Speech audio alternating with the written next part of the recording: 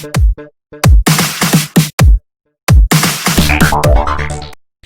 morning students, welcome back to my YouTube channel. Today we will start isomerization. Isomerization coordination chemistry का एक topic है। इससे previous lecture में हमने coordination chemistry की थोड़ी सी इंट्रोडक्शन पढ़ी थी और टाइप ऑफ कोऑर्डिनेशन कंपाउंड्स पढ़े थे और वर्नर्स थ्योरी करी थी। ठीक है, आज के लेक्चर में हम पढ़ेंगे व्हाट इज आइसोमराइजेशन और आइसोमराइजेशन के क्या टाइप्स हैं उसके बारे में हम डिटेल करेंगे।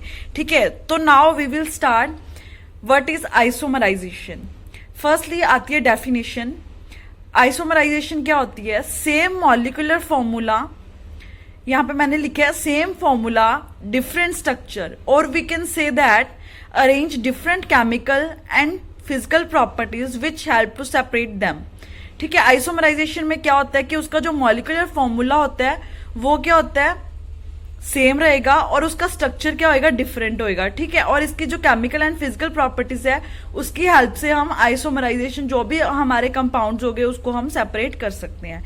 ठीक है, तो आइसोमराइजेशन में दो टाइप्स आते हैं। फर्स्ट आती है स्ट्रक्चरल आइसोमराइजेशन और सेकंड आती है स्टीरियो आइसोमराइजेशन। ठीक है, आगे स्ट्रक्चरल आइसोमराइजेशन के भी बहुत सारे टाइप्स हैं। फर्स्ट है लिंकेज आइसोमराइजेशन, पोजीशन आइसोमराइजेशन, ठीक है, हाइड्रेशन और सॉल्वेशन, कोऑर्डिनेशन आइसोमरिज्म, ठीक है, और कोऑर्डिनेशन पोजीशन आइसोमेरिज्म।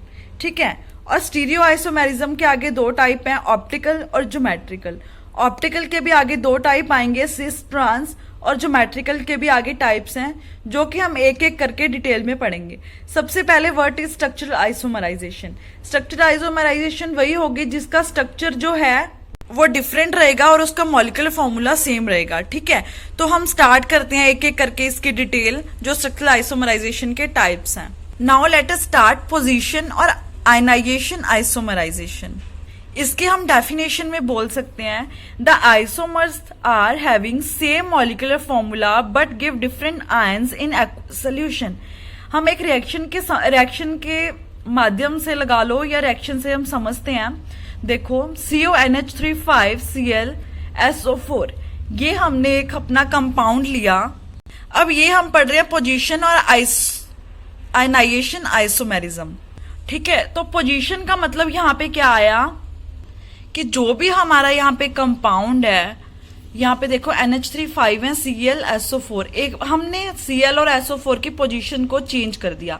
एक बार हमने ब्रैकेट के अंदर Cl लिया और एक बार ब्रैकेट के अंदर हमने SO4 लिया। ठीक है, तो इसका मतलब क्या हुआ? पोजीशन हमने चेंज कर दी। ठीक है, और आयनाइजेशन का मतलब क्या हुआ? जब हम इसकी रिएक्शन वाटर के साथ कराएंगे तो जो इसमें आयंस बनेंगे वो डिफरेंट बनेंगे। ठीक है, यहाँ पे देखो CONH3 5Cl 2 positive, SO4 2 negative. ठीक है, SO4 के ऊपर 2 नेगेटिव क्यों आया? क्योंकि Cl के पास कितने होते हैं? 2, ये उसका ऊपर चला गया।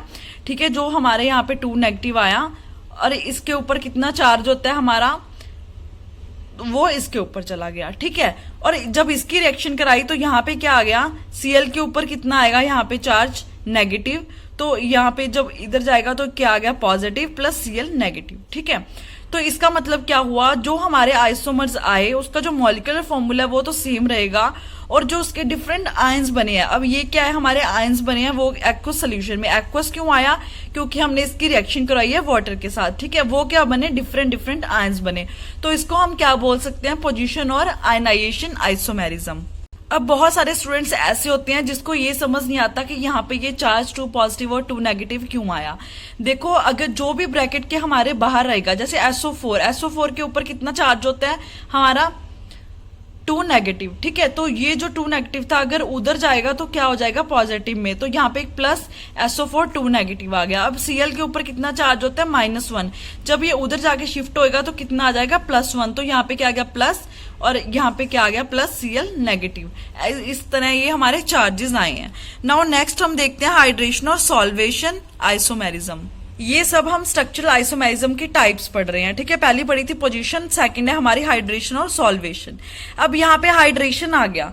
ठीक है, हाइड्रेशन का मतलब पता है हमें, वाटर होता है, तो हम उसी तरह का कंपाउंड लेके चलेंगे COH2O6Cl3। ये क्या आ गया? हमारा वाटर हाइड्रेशन, और इसको हम सॉल्वेशन भी बोल सकते हैं। ठीक है, अब इसमें क्या है? हमारा जो स्ट्रक्चर है वो क्या रहेगा? डिफरेंट होएगा और मॉलिक्यूलर फॉर्मूला सेम रहेगा। ठीक है, अब यहाँ पे 6 है तो ब्रैकेट के अंदर हमारे टोटल जो भी आएंगे हमारे कंपाउंड्स वो 6 रहेंगे। ये हमारा टोटल कंपाउंड है, ये हमारे एटम्स लगा लो, मॉलिक्यूल कह सकते हैं हम इसको। ठीक है, तो क्या आ गया COH2O5 Cl, और कितने Cl थे 3, तो 2 बाहर रह गए और एक H2O हमारा बाहर रह गया। ठीक है, और कैसे लिख सकते हैं हम इसको, सेम लिख सकते हैं। और यहाँ पे H2O4 Cl2, मतलब टोटल कितने हो गए 4 और 2 6, और बाहर हमारे कितने रह गए, एक Cl बच गया और 2 वाटर के मॉलिक्यूल्स रह गए। और ऐसे ये लिख सकते हैं COH2O3 Cl3, और बाहर सिर्फ कितने मॉलिक्यूल रह गए वाटर के 3, क्योंकि टोटल कितने थे 6 और अंदर कितने हो गए 3 और 3 6। ठीक है, ये हो गया हमारा हाइड्रेशन और सॉल्वेशन आइसोमेरिज्म। इसमें भी क्या है, हमारे जैसे अंदर सेम मॉलिक्यूलर फॉर्मूला, ठीक है, but structure is different. Now third type आती है कोऑर्डिनेशन आइसोमेरिज्म।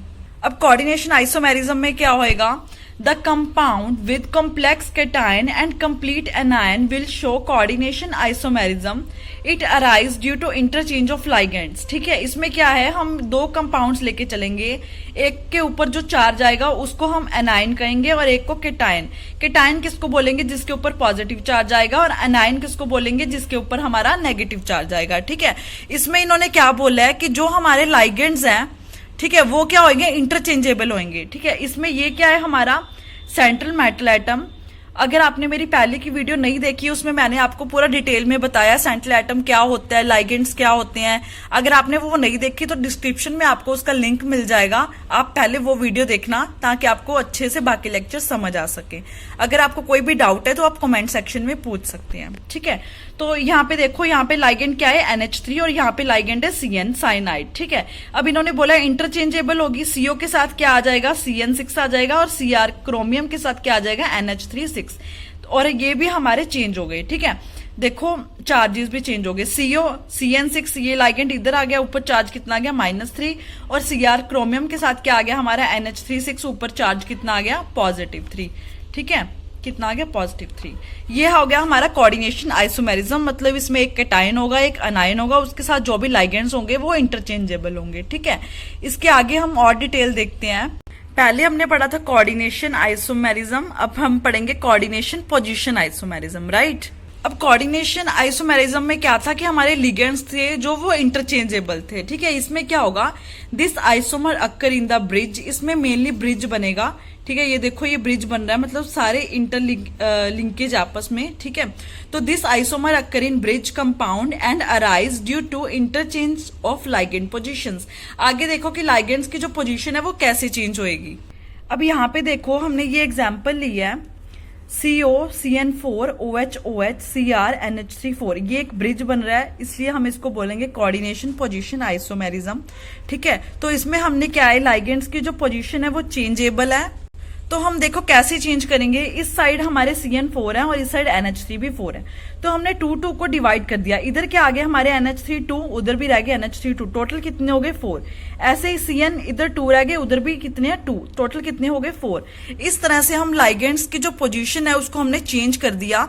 ठीक है, तो ये हमारे क्या आगे कोऑर्डिनेशन पोजीशन आइसोमेरिज्म, इसमें ब्रिज बनेगा और लाइगेंड्स की पोजीशन को हम चेंज करेंगे। ठीक है, साथ साथ आप अपने नोट्स बनाते रहो ताकि आपको और अच्छे से समझ आ सके।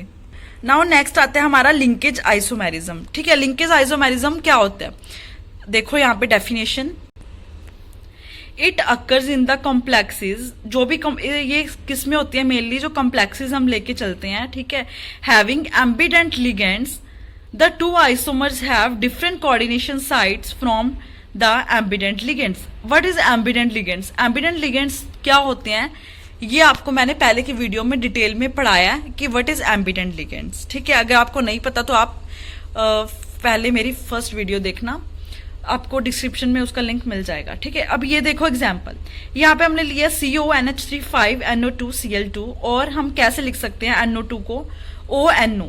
This is the ambient ligands. ठीक है, एम्बिडेंट लिगेंड्स क्या होते हैं, देखो यहाँ पे है NO2, इसमें जो नाइट्रोजन है वो क्या है, अपने इलेक्ट्रॉन्स डोनेट कर सकता है, या अपना बॉन्ड जो है हम ये बोल सकते हैं कि इस कॉम्प्लेक्स में जो N है, NO2 में N है, वो अपना बॉन्ड बनाएगा हमारे जो मेन मेटल है उसके साथ। ठीक है, और इसमें क्या है, जो फॉर्मूला वो तो सेम ही है, बट इसका स्ट्रक्चर क्या है वो डिफरेंट हो जाएगा। इसमें हमारा जो N था वो बॉन्ड बना रहा है, इसमें NO2 में ऑक्सीजन बॉन्ड बना रहा है, ठीक है। जो हमारा एटम है, मॉलिक्यूल है, वो तो एक ही है, पर इस साइड N बॉन्ड बना रहा है, इस साइड O बॉन्ड बना रहा है, ठीक है। इसको हम बोलते हैं एम्बिडेंट लिगेंड्स। डेफिनेशन आपको फर्स्ट वीडियो में मिलेगा, ठीक है। यहाँ पे हम ज्यादा डिटेल तो नहीं करेंगे। अब यहाँ पे देखो CrCN6 3 नेगेटिव, ये क्या है, हमारा एक कॉम्प्लेक्स है। इसको हम कैसे लिख सकते हैं, Cn को Nc भी लिख सकते हैं। डिफरेंस क्या है, इसमें कार्बन बॉन्ड बनाएगा और इसमें नाइट्रोजन बॉन्ड बनाएगा, ठीक है। इसको और कैसे लिख सकते हैं, यहाँ पे CN5 और Nc, मतलब इसमें C बॉन्ड बना लेगा, इसमें N बॉन्ड बना लेगा।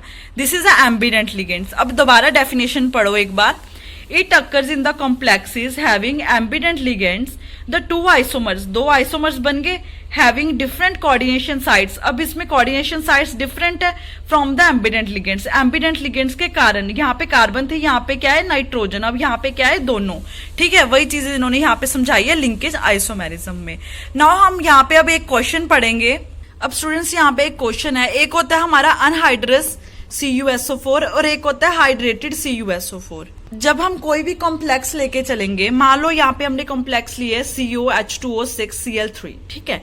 अब इसमें हमने CuSO4 डाल दिया। अब हमें ये पता लगाना है कि जो CuSO4 है वो अनहाइड्रस है या हाइड्रेटेड है, ठीक है।